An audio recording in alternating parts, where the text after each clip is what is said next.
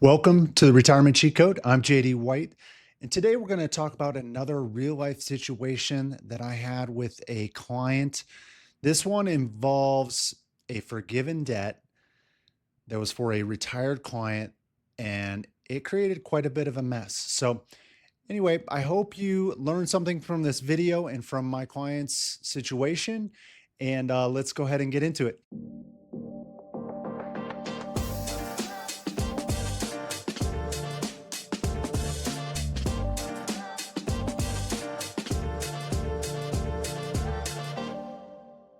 Let's start with what happened here.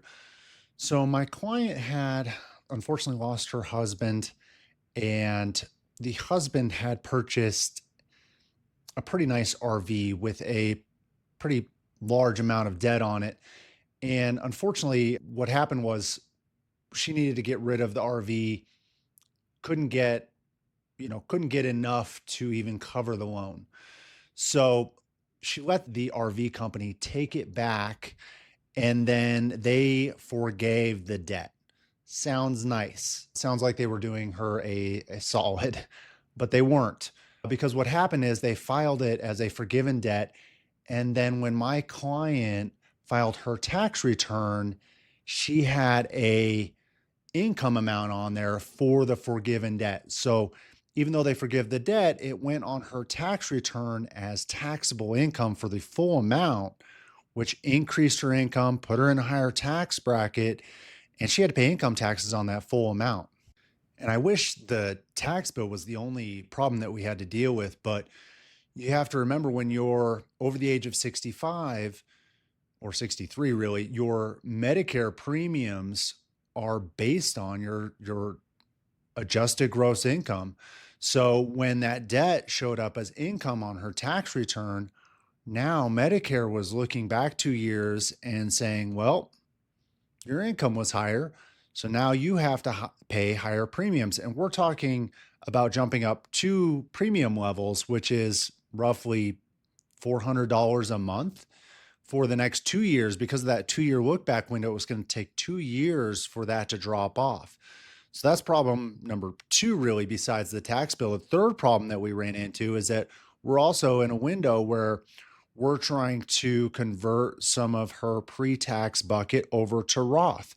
Well, fortunately, we hadn't done them earlier in the year because we would have had to unwind those.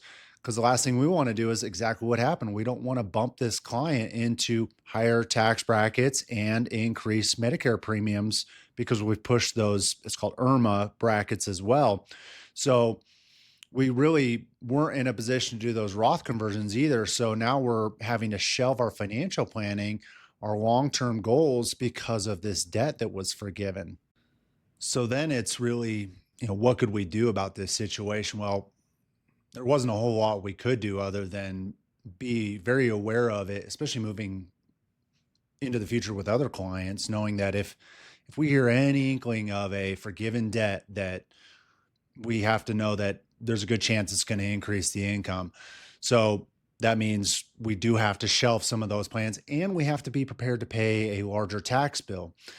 The only other thing that we could do is Medicare does have a form that you can file that in the following year allows you to say, hey, my income is lower. Here's why.